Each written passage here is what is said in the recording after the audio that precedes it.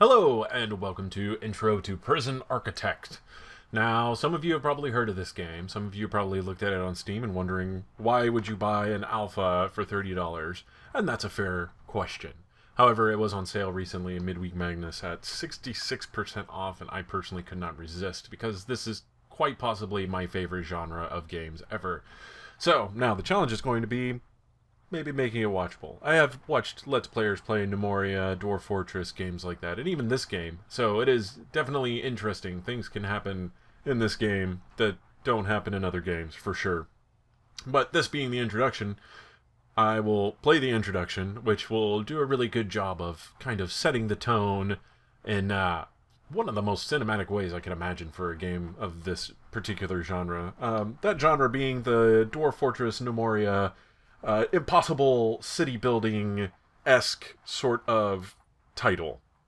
So, especially since it's an alpha, this is one of the cleanest alphas I've ever seen, and yeah, I'm really excited. But I'm going to go ahead and start this introduction. We'll play through the tutorial, and then episode 1 will be me actually making a prison. So, here we go. Intro version. Yes, that is a Darwinian. In case you were wondering, these are the same people who made Darwinia, as well as a great many number of other really great games.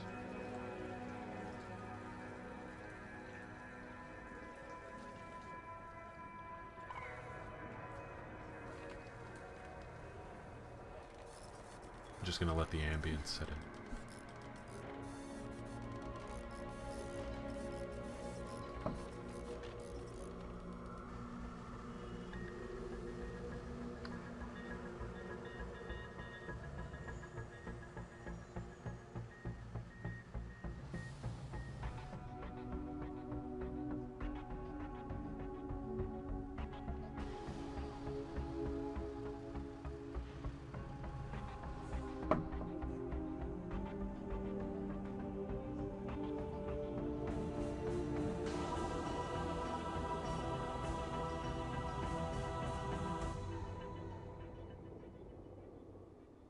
So there we go. That was the extremely dramatic intro.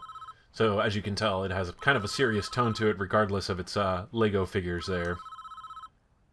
This is a tough one. There's a prisoner incarcerated at the facility who's been convicted of a double murder and sentenced to death. That's where we come in. We've been contracted to construct an execution chamber in time for the guy's big day. This is where I want the new facility to be built. The first step with any project like this is to construct the building itself, with enough space inside to fit an execution room and a holding cell. So let's get started. Construct a new building here. We'll also need an entrance to the new execution facility, build a large jail door in the stone wall, and so on. So, basically, as you can see, we are building a prison. We are prison architects in this game. A prison architect is us. So, basic flow of building is this. You have to actually build a foundation. You can just build walls, but unless you build a foundation, you're not going to have a ceiling. And it's certain buildings require, or certain rooms, I should say, require that they are indoors. So workmen are responsible for construction. And there we go. Plan ahead. And so yeah, our little workmen here, in the spirit of Dwarf Fortress, Nemoria, and so on, are going to be throwing things together here. I do need to add a door, otherwise the room won't actually complete. And yeah, we just let them do their happy little thing here. One thing I really like about these kind of games is the sort of ant logic, right? You're not controlling any one particular person. You don't even really influence the behaviors of the characters here. You've got your police wandering around on their patrol in the yard. The prisoners are in jail. They're not currently set to go out for lunch or anything. We did have a door open up automatically there, because it is time for lunch, I think.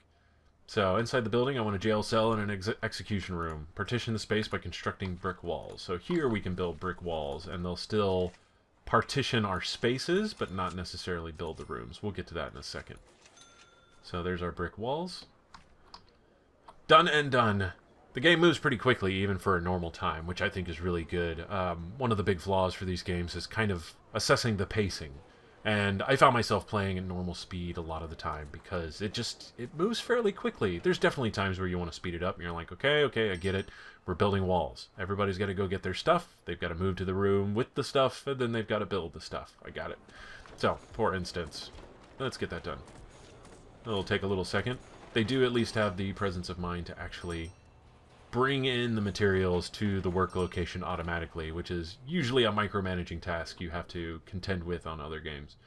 Now, add large jail doors. We can rotate objects, which is handy. So, there's that, and there's that. And, yeah. Moving on. They're going to bring those doors here. Those are some real strong workers. I'm sure those doors are not light. So, that's looking good. We need to designate rooms within these spaces. And we're going to designate... We'll go to our rooms list here. These are all of our room designations. So we're not actually building the room. We're just calling a previously built room what it is we want it to perform. And here's our execution room. There's that. And we'll close that. Those new rooms have requirements before they become functional. The cell needs a bed and a toilet. The execution room requires an electric chair. So, as one might assume, we can build a bed and a toilet and an electric chair like that. So, once again, we'll fast forward and let everybody carry stuff in. And it is eat time. Okay. We're still waiting on a toilet. I did tell him to... Yeah, there's the toilet. Perfect. So now our little hazard sign goes away, and we have an official cell and an execution chamber. That's the essentials taken care of, but there are still a few improvements you could make. It's up to you, though. These aren't strictly required. It depends on how much you care about your prisoners and their environment. The cell itself should be improved with an outward-facing window and a small bookshelf. And then the facility would look better with a high-quality floor material, like wooden floorboards or mosaic tiles. So he's just basically saying that, you know, you can decorate however you want. Now's the cutscene. This is really interesting to me. I hope there's a campaign mode where you play out more of these sort of scenarios, because this introduction is pretty incredible. This is the man in question, Edward Ramsey, a teacher once, would you believe? It's not our place to decide if he deserves this. The law has made that decision. We're just here to do a job. Once you are satisfied the facility is ready, you can begin the prisoner transfer to his new cell. Simply click him to select him, then right-click just outside of his cell to initiate the transfer. So, actually, in the actual game, that's not how it works, as I've discovered. You will click on the actual cell, but this is for cutscene purposes.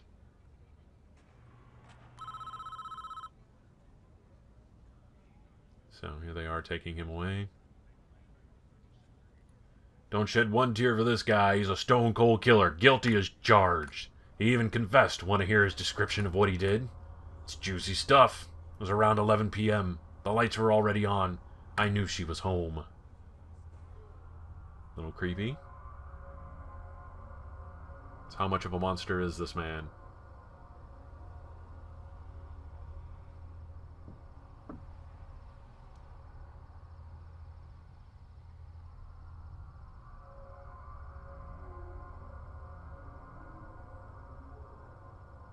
Very racy for Lego pieces there.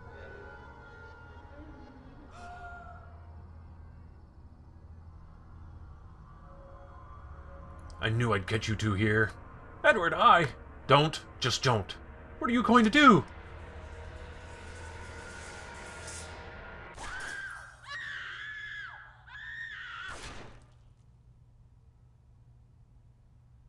Extremely, extremely dark.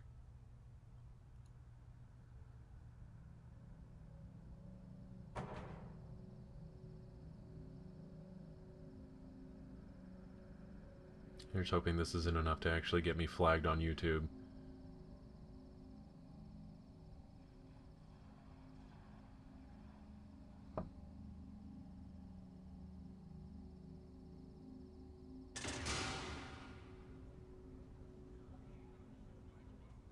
Clear as day if you ask me. Deserves every volt he's gonna get. All men deserve forgiveness, even him. Are you sure in yourself that you can deal out such final judgment? Catching your wife with another man is no excuse for what he did. And he went there with a loaded gun, knowing he'd find them together. That's double premeditated murder. He's done nothing but cooperate with the authorities. This state is making an example of him. If he'd committed his crime 100 miles north, he'd be looking at life imprisonment instead. How is that justice? Do you want a guy like this running free? I'll sleep just fine at night when I know he's gone. So there you go. Once again, why I'm excited about more of a story mode is sort of exploring the moral ambiguity of the justice system. I'm not saying that, you know, all cops are bad or, oh, the justice system is inherently flawed. Nothing like that. I definitely won't take anything like that so personally, and it's far outside of my purview as far as decisions are. But I'm really excited because if that was that dramatic, I think this game could be developed into something really interesting as far as the narrative goes. Good work so far.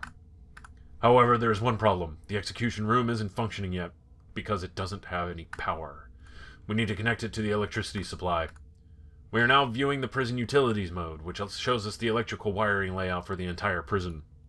Each building in the prison is connected to the power grid by these thick underground electrical cables.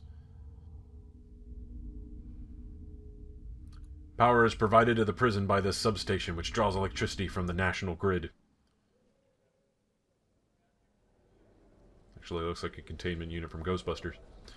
As you can see, the entire wing of prison cells is without power. All of the lights are out. To fix this problem, we need to switch into utilities mode to understand why the lights are without power. Pretty self-explanatory at this point. The nearest electrical cables are too far away. Our engineers can't complete the wiring for this area. Extend the electrical cables nearby to cover the wing of this prison. So we go to Utilities Moon. It gives us Batcam there. If you haven't played Arkham Asylum, you can understand maybe what I'm thinking of there. And then we just line it up here. And we're going to do half the work for ourselves for now. Don't have to worry about building on walls. Our builders do have limited clipping ability, or clip hacks, whatever you want to call it. So, once again, we're going to wait for this to work. Fast forward. And watch our little guys go. They're taking showers over there. These guys are cooking. So much detail. Fridge, cook. Okay, good to know. That's handy information. All these surfaces serve some sort of a purpose, for the most part, as long as they're room-specific. But yeah, they bring in spools of cable. Once again, I think this is brilliant. If you've ever played a city building game sort of like this, where it's just got this ant logic happening, then you know how much of a pain it is when they bring each individual unit from all the way over here where the supplies come in to all the way across the map. But here they actually bring like sets of, I don't know, 10, 15 or so, and then assemble it on location, and that's just absolutely brilliant. I can't get over it. Lights aren't the only thing that needs power. Your new electric chair does too. Use the power cables to connect the execution facility to the power grid. The electric chair itself is a special type of electrical item. It requires its own dedicated power line. You need to connect it up directly with main cables. So there's that. Man, that's actually got pretty impressive range on it. We're almost done, I think. We should test the new execution room at least once before we try to use it, though. I'm just going to turn it on for a few seconds, make sure everything is okay. Well, that didn't work. Looks like we drew too... That's a little bit buggy. Hold on. Okay, two-step process, capacitor back on, and then electric chair. Okay, cool. So what happened there, the game is in alpha, and if you go watch the video, it's pretty hilarious how much they kind of lampoon themselves over it. But it is very, very glitchy in some regards, some much more funnier than others.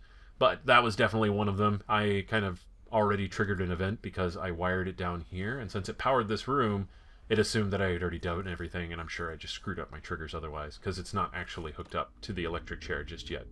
Got one more unit there, and then we'll be good to go. And then we'll test the electric chair, and we'll see what he was babbling about there whenever I had triggered an event a little too early.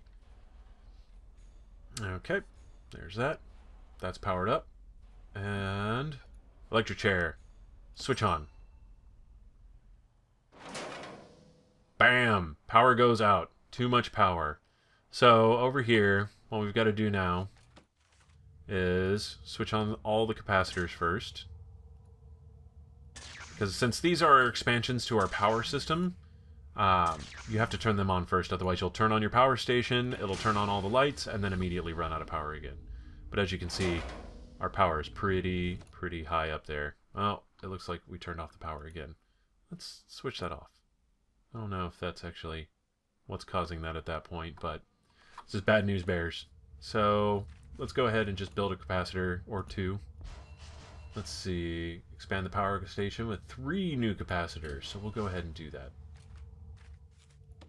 Our people are going to get kind of angry, but it's the tutorial. You can't win the tutorial, plus it's nighttime. No, this guy's not sleeping. That's kind of interesting. Or is he taking a dump? It is kind of vile. You will hear the most grotesque of all pooping noises in this game whenever somebody uses a bathroom. The attention to detail is absolutely fantastic, though.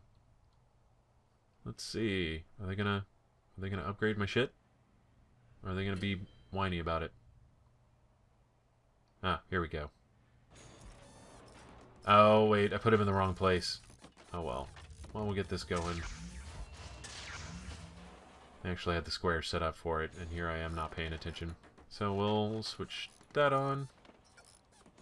We'll switch that on. Oh, wait, they're already on. So we'll just go ahead and switch all of these on.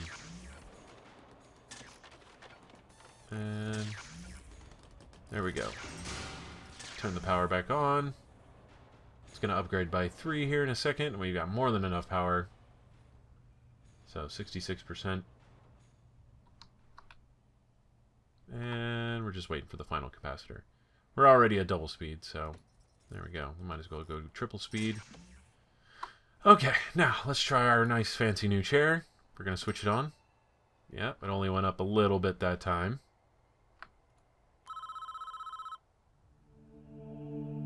I like how we've got Bro Jesus there. As you can see, that is supposed to be... once again, it's kind of interesting because you didn't have to add Jesus to the cross, but you did because you have the assets. Why the hell not?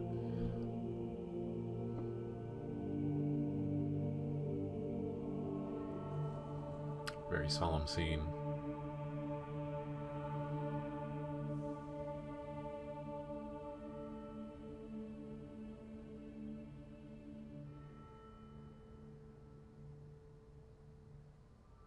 Can I help you?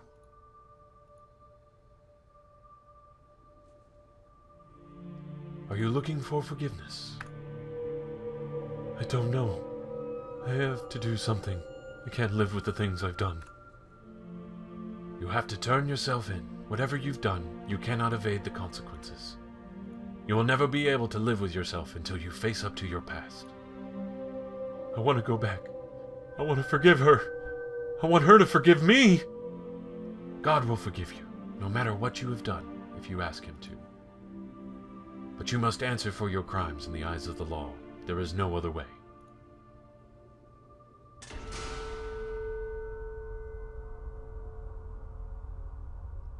It is time, Edward.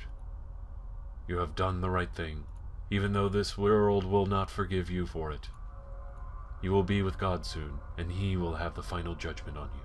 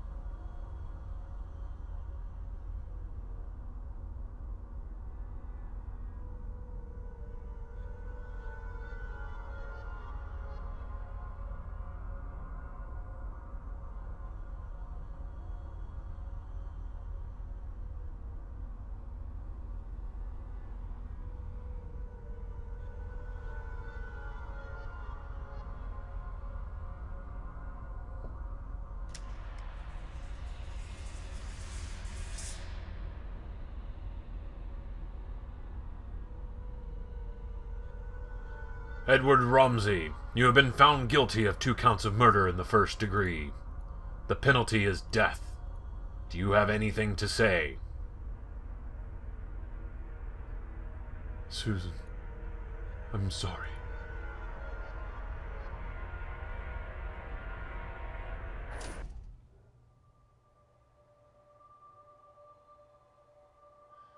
that, folks, is the intro to Prison Architect. You thought it was goofy, you thought it was silly, but no, it's got a hidden side, a secret side. But yeah, so very interesting stuff. I like the kind of narrative angle they decided to go with on that. While we're still being representative with the cartoony little guys wandering around, there's still very much... Oh, one death today. So sad. So, but yeah. So, basically, that's your basic synopsis of what you're doing in this game. You're building stuff, you're creating events, and there's a flow, and, you know, not really so much of a story. So far, that's the only story that they have in the game that I know of. But there is a lot to this game. It's got a little tiny bit of depth to it. There is a lot you have to do. There's a lot you have to organize. It's a very spinning plates kind of deal. And basically, well, you'll see. I'm definitely going to do a series on this. I love these type of games. I've been really curious about this game, but I haven't really felt like it was ready to play, and it seems about as playable as it's going to be for a while for now. The developers themselves, they have Introversion has their own YouTube channel for Let's Plays that the developers do, and they do a really good job of kind of exploring the mechanics and going through and explaining, you know, what it is they're intending to do, the things they add. I think right now we're on Alpha 20, so it's Alpha version 20. They just added losing conditions. So you should, I believe, be able to lose based on certain criteria. Basically, the developer says, hey, well, one of my favorite memories from Dwarf Fortress is you could spend hours and hours and hours on your fortress, and then all of a sudden something random happens and the whole thing is gone.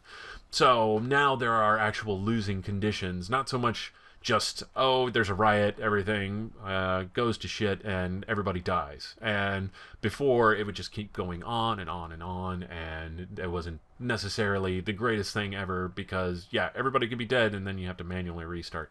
Now you have the possibility of being taken over by the National Guard.